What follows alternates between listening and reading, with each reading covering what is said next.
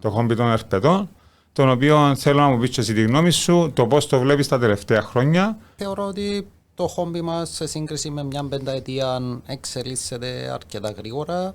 Εμπλουτίζονται τα είδη που έχουμε στις συλλογές μας οι πλήστοι ερπετόφιλοι.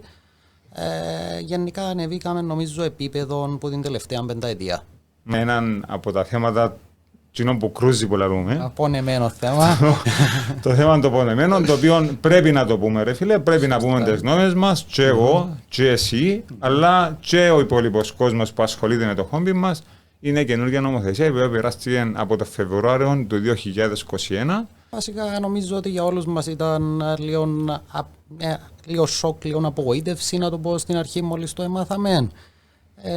Τους πλήστους μας, εμένα προσωπικά βρίσκει με λίγο αντίθετο, αν μπορώ να το πω σε εισαγωγικά, λόγω του ότι η νομοθεσία είναι απόλυτη, ενώ θα μπορούσε να ήταν αρκετά πιο ελαστική. Απαγορεύσαν όλα τα είδη από τους βόες και όλα τα είδη από τους πίθωνες. Τους να γίνει με μια σωστή προϋπόθεση, δηλαδή μια καλή εκπαίδευση του κατόχου, έναν πάρα πολύ καλό ασφαλής χώρο διαβίωσης και τότε ίσως ναι.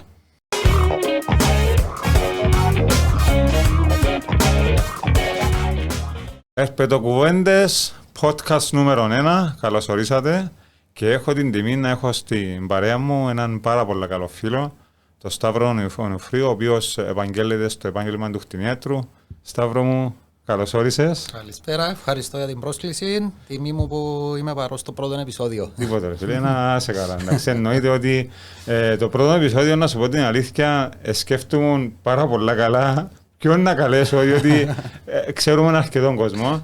Και έτσι προσπαθούσα να δω ποιον να καλέσω και νομίζω, και ας με παρεξηγήσουν οι υπόλοιποι, ότι είσαι ο καταλληλότερος για να ξεκινήσω λόγω και του επαγγέλματος, αλλά λόγω και της φιλίας μας. Ευχαριστώ. Λοιπόν, τι θα συζητήσουμε ρε φίλε, ουσιαστικά να συζητήσουμε ένα θέμα που έχω στο μυαλό μου, είναι το χόμπι μας στην Κύπρο. Το χόμπι των ερπετών, τον οποίο θέλω να μου πεις και εσύ τη γνώμη σου, το πώς το βλέπεις τα τελευταία χρόνια, το πώς εξελίσσεται, αν εξελίσσεται ικανοποιητικά για σένα και γενικά τη γνώμη σου. Μάλιστα. Θεωρώ ότι το χόμπι μας σε σύγκριση με μια πενταετία εξελίσσεται αρκετά γρήγορα. Εμπλουτίζονται τα είδη που έχουμε στις συλλογές μας οι πλήστοι ερπετόφιλοι. Γενικά ανεβήκαμε νομίζω επίπεδο που την τελευταία πενταετία. Μάλιστα.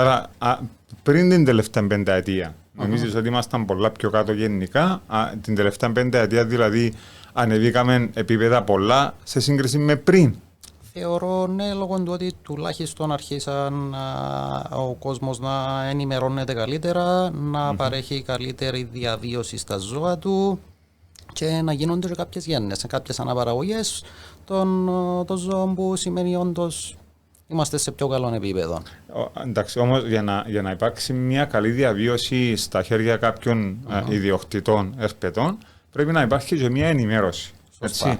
Πιστεύεις ότι σήμερα η ενημέρωση που υπάρχει είναι ικανοποιητική ή σε ποιον επίπεδο βρίσκεται? Πιστεύω ότι θέλει αρκετή δουλειά ακόμα. Ναι. Μάλιστα. Λοιπόν, έναν άλλο θέμα το οποίο είναι τα τελευταία 2 με 2,5 χρόνια, που είναι έναν από τα θέματα που κρούζει που λαρούμε. Απονεμένο θέμα.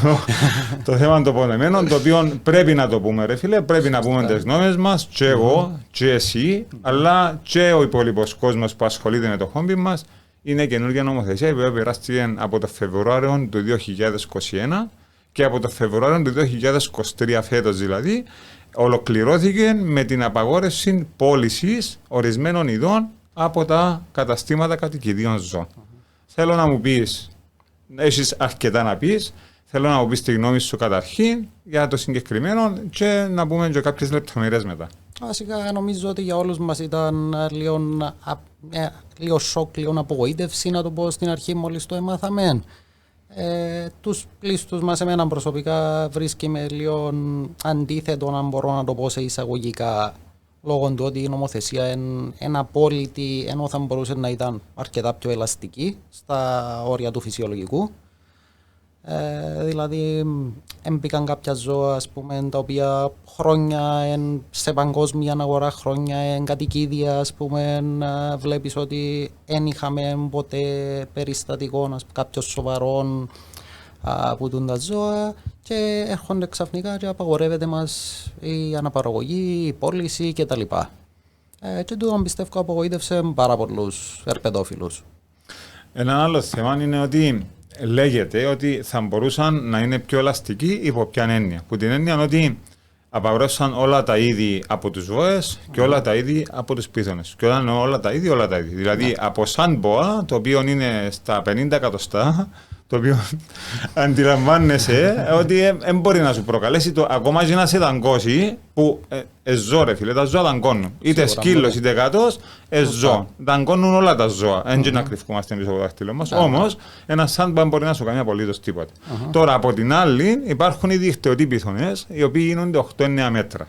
Αν υπήρχε κάποια ελαστικότητα στο να απαγορεύσουν τα δικτυωτών πίθων, αλλά όχι το σάντμπαν και τον ball python, εσύ θα ήσουν θετικός ή αρνητικός? Νομίζω θα ήμουν θετικός ή τουλάχιστον να γίνει η κατοχή τους να γίνει με μια σωστή προϋπόθεση. Δηλαδή μια καλή εκπαίδευση του κατόχου, έναν πάρα πολύ καλό ασφαλής χώρο διαβίωσης και τότε ίσως ναι. Αλλά όντως ότι μπορούν να γίνουν επικίνδυνοι, μπορούν να γίνουν επικίνδυνα τα ζώα. Είναι μεγάλα ζώα, είναι πάρα πολλά δυνατά ζώα. Άρα σίγουρα νομίζω βρίσκει μας όλους λογικό το να μπουν κάποια περιοριστικά μέτρα, αλλά ίσως όχι η απαγόρευση. Εντάξει. Μιλούμε για δικτυωτών πίθωνα, ο οποίος γίνεται γύρω στα 8-9 μέτρα. Μιλούμε για τον πίθωνα της Βυρμανίας, ο οποίος γίνεται στα 5-6 μέτρα το θηλυκό, τέλος πάντων. Και μιλούμε και για το ανακόντα, είτε πράσινο είτε κίτρινο ανακόντα. Έτσι. Και εμένα με βρίσκει σύμφωνο, ακόμα και να το απαγορεύαν. Γιατί αντιλαμβάνεσαι ότι ένα ζώο το οποίο είναι 9 μέτρα, φίλε, είναι επικίνδυνο. Εντάξει, και ξαναλέω το ότι δεν πρόκειται να κρυφτούμε. Ότι είναι επικίνδυνο, είναι επικίνδυνο. Αν σε δαγκώσει και σε τυλίξει σε 9 μέτρα, οκ. Όμως, δεν μπορείς να απαγορεύσεις έναν πίθωνα μπάλα, ο οποίος γίνεται έναν 50, που αποδεδειγμένα στο εξωτερικό είναι το δημοφιλέστερο κατοικίδιο ζώο σε φίδι, για να μην πω εκατομμύρια στον κόσμο, να πω εκατοντάδες χιλιάδες στον κόσμο έχουν στην κατοχή τους. Θέλω να μου πεις έτσι λίγο για το συγκεκριμένο, για τα ίδια, ας πούμε, ότι... Για το συγκεκριμένο, για τον πίθωνα που προανάφερες, εντελώς ακίνδυνο κατοικίδιο κατ' εμένα, θα μπορούσε να τον κατέχει και ένα μωρό, λόγω του μεγέθους του, λόγω του χαρακτήρα του. Πολλοί πιαφίδια δείχνουν επιθετικότητα, χρειάζονται μικρό χώρο, άρα θεωρώ ότι εγκρίμαν που απαγορεύτηκε, ας πούμε, όλη η οικογένεια των ζώων. Θα μπορούσε κάλλιστα να έχουμε τα μικρότερα είδη. Έτσι για αλλιώς από το όνομα του μόνο, πίθωνας μπάλα, η άμυνα του γίνεται μια μπάλα. Σωστά. Και μπορεί να μείνει και μισή ώρα χωρίς να ξετυλιχτεί, αυτόν και ονομάζεται πίθωνας μπάλα. Λοιπόν, εγώ μπορούσα να μιλήσω κι άλλο για το συγκεκριμένο και να σου πω το εξής, αν συμφωνείς και εσύ μαζί μου. Θα μπορούσε να γίνει μια συζήτηση με κάποια συγκεκριμένα όργανα τα οποία πήραν τη συγκεκριμένη απόφαση και να τους δώσουμε κάποιες προτάσεις. Η μία από αυτές είναι η εξής. Να συσταθεί μια επιτροπή σε κάθε πόλη, Λάρνακα, Λέμεσο, Λευκοσία κτλ. Να υπάρχουν είτε έναν άτομο είτε κάποια άτομα υπεύθυνα να καταγραφούν κάτω οι ιδιοκτήτες που έχουν τους πίθωνες και τους ζουβές κτλ. Ούτως ώστε εάν γίνει το οτιδήποτε, και μια άνω τελεία δεν έχει γίνει ποτέ τίποτε στην Κύπρο, από να ξεφύγει οποιοδήποτε ζώο από τα απαγορευμένα και να υπάρξει οποιοδήποτε περιστατικό σοβαρό, έτσι. Να γίνει μια επιτροπή η οποία ότι αν τυχόν γίνει οποιοδήποτε περιστατικό και ξεφύγει, να ξέρω εγώ ότι στην περιοχή μου αυτά τα 10-20 άτομα έχουν τα συγκεκριμένα, άρα εξέφυγε ένα από τα 20 άτομα. Τόσο ώστε να μπορούμε να ελέγχουμε το πράγμα. Βασικά να υπάρχει ίχνη λασιμότητα. Ακριβώς. Άρα, νομίζω είναι ένα θέμα το οποίο είναι σωστό να γίνει. Παρά να τα απαγορεύσουν όλα. Σωστά. Και στο να απαγορεύσουν όλα, προτρέπει στον κόσμο συγγνώμη μου, στην παρανομία. Μπράβο, ναι. Αντί να το αφήσεις ελεύθερο, γενικά στην κοινωνία ξέρουμε ότι ό,τι απαγορεύεις έρχεται πίσω σου Ναι. μπούμεραν. Άρα θα μπορούσαν τούτο να το σκεφτούν καλύτερα. Μεγαλώνει η επιθυμία να κατέχει το παράνομο. Ακριβώς. Ναι, ο άνθρωπος πάντα είναι στο παράνομο. Ναι, αρέσκει του πάντα η παρανομία. Λοιπόν, ένα άλλο θέμα που για μένα είναι πάρα πολύ σοβαρό και είναι πάρα πολύ σοβαρό γιατί έχω και κατάστημα και βλέπω καθημερινά τη συμπεριφορά του κόσμου και είναι το εξής, ότι πριν να πάρουμε ένα ζώο στα χέρια μας, είτε είναι σκύλος είτε κάτω σε οτιδήποτε, αλλά επειδή μιλούμε για δεσπετά, μιλούμε για σαύρες, φίδια κτλ., πρέπει να υπάρξει μία μελέτη από τον κάτοχο, από τον μελλοντικό κάτοχο. Είμαστε έτσι λίγο με την γνώμη σου. Ναι, και θέμα που συναντώ κι εγώ είτε με κόσμο που συζητούμε, παιδόφιλους κτλ. Δηλαδή, όντως το πρώτο και το κυριότερο για να πιάσεις ένα ζώο, να κατέχεις ένα ζώο, πρώτα απ' όλα πρέπει να μελετήσεις τις ανάγκες του πριν καν σκεφτείς να το πιάσεις. Να είσαι διαθέσιμος να παρέχεις τη σωστή διαβίωση. Να είσαι διαθέσιμο, να μπορείς βασικά να έχεις το χρόνο για το δεδομένο κατοικίδιο. Ανεξαρτήτου τι έρπετον είναι το καθέναν, θέλει το χρόνο του. Άρα σίγουρα είναι κάτι που πρέπει να σκεφτεί 2 και 3 φορές κάποιος πριν ακόμα πιάσει κάποιον τέτοιο ζώο να το βάλει στο σπίτι του. Θέλει μια σωστή μελέτη, πρέπει να βρεις τους χώρους σου, να δεις τι ακριβώς χρειάζεται εκείνον το ζώο, αν μπορείς μελλοντικά να το συντηρείς, να δεις το προσδόκιμο ζωής του. Υπάρχουν ζώα που ζουν 5 χρόνια, υπάρχουν ζώα που ζουν 20 χρόνια. Και νομίζω χρειαζόμαστε έτσι αρκετή δουλειά με αρκετών κόσμων πάνω σε τούτον. Σίγουρα είναι καλά ο καθένας μας πριν να το πιάσει το ζώο να συμβουλευτεί είτε να μιλήσει με κάποιον σαν εσέναν είτε ακόμα και από το ίντερνετ, αλλά ακόμα καλύτερα από κοντά να δει τι γίνεται για να είναι ενήμερος, έτοιμος και να μπορεί να παρέχει στο δεδομένο κατοικίδιο μια καλή ποιότητα ζωής. Ναι. Τούτο που λέω εγώ είναι ότι όταν έρθει οποιοσδήποτε μελλοντικός κάτοχος, εγώ λέω την εξής πρόταση. Όταν θέλεις να πας να κατοικήσεις σε ένα σπίτι, δεν πας και μείνεις και μες στο χωράφι και μετά χτίζεις το σπίτι σου. Χτίζεις το σπίτι σου και μετά πας και μπαίνεις μέσα. Άρα είναι ακριβώς το ίδιο πράγμα που πρέπει να κάνουμε, δηλαδή να χτίσουμε το τεράριουμ τους, το χαλάκι θέρμανσης, στα φίδια που θέλει χαλάκι θέρμανσης, λάμπες κτλ. Ούτως ώστε να παρέχουμε και μια εβδομάδα πριν ή έστω κάποιες μέρες πριν να ελέγξουμε τις θερμοκρασίες, τις υγρασίες κτλ. Και μετά βάζουμε, δεν το παίρνουμε το φίδι. Τουλάχιστον εγώ έτσι τους έχω μαθημένους, τους πελάτες μου, τους μελλοντικούς που θα έρθουν να πάρουν. Εντάξει, είχε μερικές φορές οι οποίοι κακοφανιστήκα γιατί, αλλά δεν μπορείς ρε φίλε να παίζεις. Ζωές, ψυχές, άσχετα είναι φίδι. Γιατί εντάξει, κάποιοι που μας βλέπουν τώρα να πούν εντάξει, φίδι, ναι, αλλά ζώων, δεν μπορείς να παίζεις. Είναι έναν εξωτικό ζώο το οποίο δεν είναι εγκληματισμένο στο κλίμα μας. Άρα, εμείς τι κάνουμε για να του παρέχουμε σωστό χώρο, πρέπει να φτιάξουμε έναν τεχνητό κλίμα με υγρασία, θερμοκρασία και τα λοιπά, ας πούμε. Άρα, όντως πρέπει να είναι όλα έτοιμα πριν καν έρθει το ζώο στο χώρο του. Μάλιστα.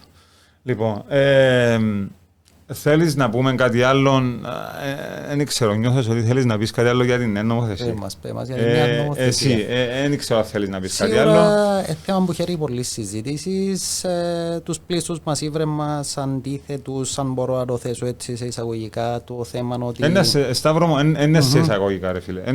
Τα εισαγωγικά να τα βγάλουμε. Δεν είναι σε εισαγωγικά. Είμαστε αντίθετοι και το πράγμα πρέπει να το πούμε. Τα εισαγωγικά πλέον πρέπει να τα βγάλουμε.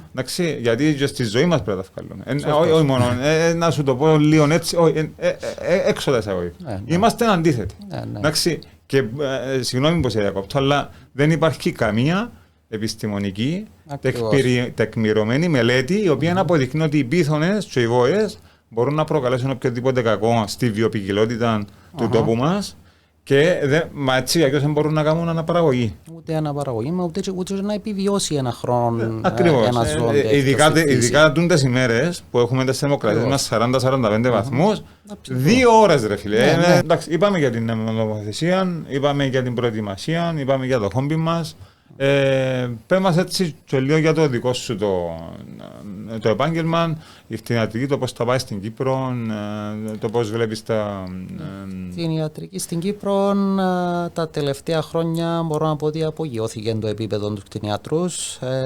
Σίγουρα όλοι μας προσπαθούμε να παρέχουμε όσο πιο καλές και πιο ποιοτικές υπηρεσίες γίνεται με τα κατοικίδια. Σε τούτον πρέπει να πούμε ότι βοήθησαν πάρα πολύ και οι δαιμόνες των ζώων, οι κατόχοι, πες το, γιατί είναι διαθέσιμοι να μας βοηθήσουν να βοηθήσουμε περαιτέρω. Δηλαδή να μπορούμε να παρέχουμε πιο σωστές διερευνήσεις στις διαγνώσεις μας, να μπορούμε να παρέχουμε πιο εξειδικευμένες χειρουργικές επεμβάσεις. Τούτο είναι μια όθηση για όλους μας. Θεωρώ ότι έχει πολύ πάθος γενικά η κτηνιατρική στην Κύπρο από τους κτηνιάτρους. Έτσι το επάγγελμα μας γίνεται μέρα με τη μέρα, θεωρώ ότι καλυτερεύει πολλά. Θετικό τούτο, γιατί όσα παραπάνω άτομα ασχολούνται και έχουν πάθος και αγαπούν το πράγμα, σημαίνει ότι καθημερινά να μελετούν, όπως και εμείς που ασχολούμαστε με τα ερπετά. Και εντάξει, θα μένα σημειώσω ότι είσαι εσύ χομπίστας, με τα ερπετά και εμείς εντωμεταξύ οι δύο έχει 40 χρόνια που γνωριζόμαστε, αλλά πολλά τυχαία σπούδασα κτηνίατρος και πολλά τυχαία, εγώ δεν θέλω κάτι σύμπτωση, ασχολήθηκες με την ίδια αγάπη που έχω και εγώ με τα ερπετά. Σωστά.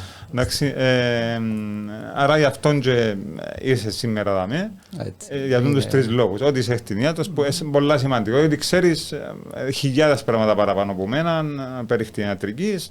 Εγώ απλά ασχολούμαι. Το ότι είμαστε φίλοι αρκετά χρόνια δεν έχω πίστας. Μαθαίνουμε σίγουρα. Προσπαθούμε. Φίλε, έτσι πρέπει να είναι. Έτσι πρέπει να είναι, γιατί αν δεν μελετάς, δεν μπορείς να πάει μπροστά. Σε οποιοδήποτε κλάδο μιλούμε τώρα, και συγκεκριμένα για τα ερπετά μας. Θέλουμε μελέτη συνέχεια, φτιάχνουν συνέχεια νέες πληροφορίες. Άρα είμαστε και εμείς, μπορούμε να ανταποκριθούμε καλύτερα ως προς τα ζώα μας. Τώρα που είπες πληροφορία, να κάνουμε ένα κλικ να μιλήσουμε λίγο για τον κορονοϊό στα ερπετά που ονομάζεται νίτοβάιρους. Μάλιστα. Έτσι να πούμε κάποιες πληροφορίες που ίσως έχει κάποια άτομα τα οποία δεν το ξέρουν.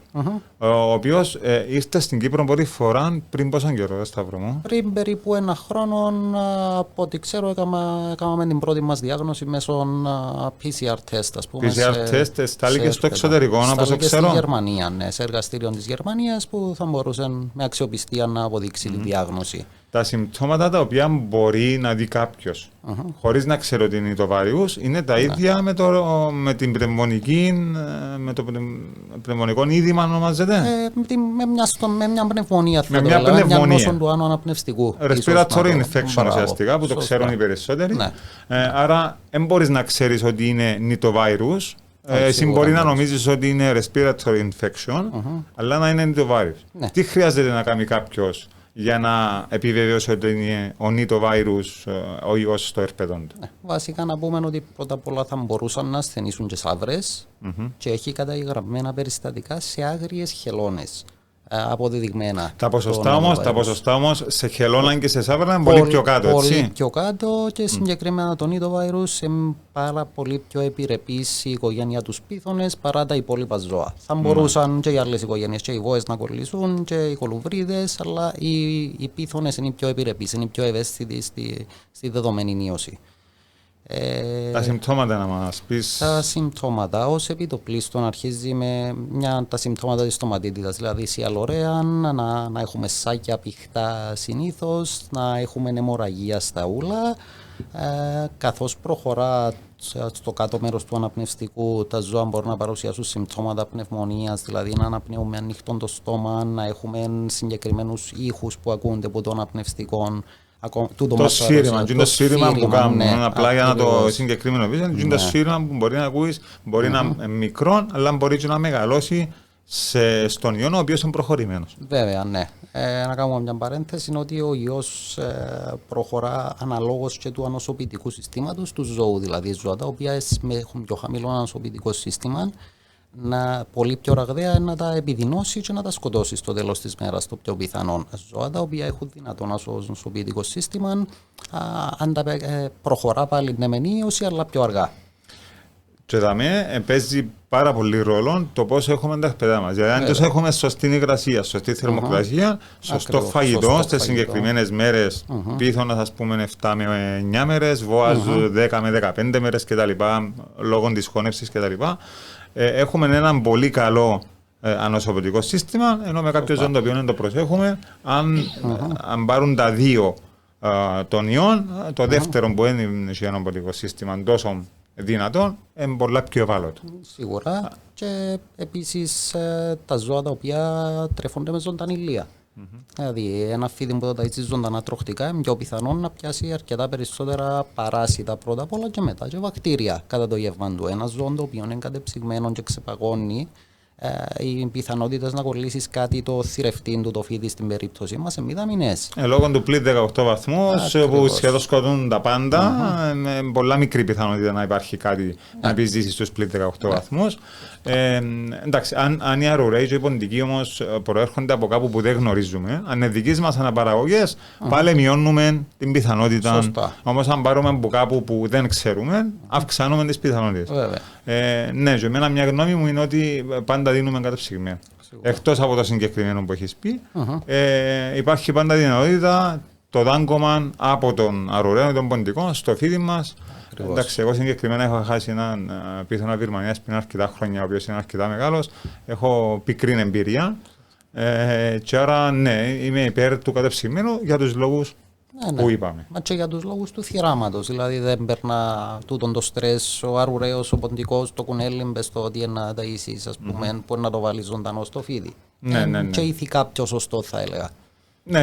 Ναι, σωστό. Ναι. Ξεχάσαμε να αναφέρω το συγκεκριμένο. Ναι, είναι ηθικά πιο σωστό γιατί όπως και να το κάνουμε, όσον και να αγαπούμε, είναι κρίμα να ακούεις ένα ζώο να κλαίει και να υποφέρει, γιατί εμείς αγαπούμε, ας πούμε, προσπαθούμε όσο μπορούμε να τα έχουμε όλα σε μια ισορροπία. Σε μια ισορροπία. Νομίζω ότι είμαστε εντάξει. Αν θέλεις να πεις κάτι άλλο έτσι για τα θέματα που μιλήσαμε, αλλιώς να καταλήξουμε και να κλείσουμε. Το τελευταίο που ήθελα να προσθέσω, όπως που μου είπες για τη διάγνωση και εσύ που ήταν η ερώτηση σου και διακόψαμε, για το νητοβάιρους, είναι ότι ο μόνος τρόπος να αποδειχτεί να γίνει η διάγνωση σωστή είναι μέσω PCR test. Κανένας δεν μπορεί να πει στέλνεται δείγμα σάγιου σε εργαστήριο του εξωτερικού και γίνεται η ανάλυση εκεί. Το κόστος ποιο είναι, Σταύρο μου? Το κόστος μαζί με τα αμφομεταφορικά κτλ. Έρχεται γύρω στα 80 με 100 ευρώ αναλόγως εταιρείας που να διαλέξεις. Άρα εναπόκειται στον κάθε ιδιοκτήτη. Αν θα το κάνει. Αν πάρουμε ένα δείγμα, είναι 80 με 100, αν πάρουμε δύο δείγματα την ίδια στιγμή. Αν κάποιος έχει 5 εκπαίδα και θέλει να πάρει 5 δείγματα την ίδια στιγμή. Το κόστος πέφτει περίπου χαμηλώνει το κόστος περίπου 15-20 ευρώ ανά ζώο, γιατί πληρώνεις μια φορά τα μεταφορικά. Λόγω των μεταφορικών μόνο. Ναι. Το εργαστήριο είναι η τιμή του σε fix πάντα. Για το κάθε τεστ, το μεταφορικό. Το μεταφορικό, γιατί πάει με DHL Medical Express, ας πούμε, που είναι ακριβό. Φτάνει την επόμενη μέρα ήδη η Γερμανία, ας πούμε. Ναι, για να μπορεί να είναι ζωντανά οι οργανισμοί μέσα, να διατηρηθεί, ώστε να έχουμε ένα τεστ το οποίο είναι. Λοιπόν, να πούμε έναν καταληκτικό σχόλιο που σένα. Εντάξει, εμένα άρεσε μου αρκετά η εκπομπή που έκαναμε τώρα, ήταν ωραίο. Μια φάση στο μέλλον θα ήθελα να το επαναλάβουμε. Ναι, πρόλαβες με. Να αναπτύξουμε και άλλα θέματα και ελπίζω να αρέσει και στο κοινό που να το δει. Και αν έχουν ιδέες να μας πούν τι θα ήθελαν να δουν που εσέναν, είτε ας γράψουν από κάτω στα comments τι θέλουν, να συζητήσουμε κάποια άλλη φορά γενικά, είτε με σένα είτε με κάποιον άλλον καλεσμένο. Αλλά πριν να αφήσεις, ρε φίλε, εγώ να σου δώσω τον δώρο που μένα. Βασικά έμπου το χορηγό μας, ο οποίος είναι το Angie's Shop. Λοιπόν, το κατάστημα βρίσκεται στη Λάρνακα, ρε φίλε, είναι στην οδό Τζίνος Κιτιαίος. Και ειδικεύεται, εντάξει, είναι η φανέλα. Αν θέλεις να την ανοίξεις, να τη δεις. Θέλω να τη δω, βέβαια. Αν πείτε μου πάει κιόλας. Φίλε, έλα σου πω, έπιασα το small. Είναι καλό. Αφού είσαι σαν εμένα, ρε. Ναι, δεν μπορούσα να σου πιάσω κάτι άλλο, αφού είμαστε το ίδιο. Να πούμε έτσι δύο λόγια για το Angie's Shop. Ειδικεύεται σε όλων των ειδών εκτυπώσεις, από έναν κομμάτι custom made μέχρι και για επαγγελματίες, για πάρα πολλά κομμάτια σε φανέλες, σε ποτήρια κτλ. Μπορείτε να το δουν και για διαφημιστικούς σκοπούς. Το Angie's Shop Είναι χορηγία η φανέλα από το Angie Shop και τους ευχαριστούμε πάρα πολλά. Ευχαριστούμε τότε. Λοιπόν, σε ευχαριστώ πάρα πολλά ξανά. Χάρηκα πάρα πολλά την κουβέντα μας, Σταύρο μου. Ήταν ευχαριστώ για μένα. Ναι. Και εντάξει, είναι το πρώτο, να συνεχίσουμε, να ξαναέρθεις. Σίγουρα, κάποια φάση, ναι. Λοιπόν, έρπεδο κουβέντες, podcast νούμερο 1. Σας ευχαριστώ πάρα πολλά που το παρακολουθήσετε. Θα υπάρχει συνέχεια. Αν θέλετε κάποια συγκεκριμένη θεματολογία, μπορείτε να γράψετε από κάτω και θα σας δούμε στο έρπεδο κουβέντες νούμερο 2. Σας ευχαριστώ ξανά και γεια σας.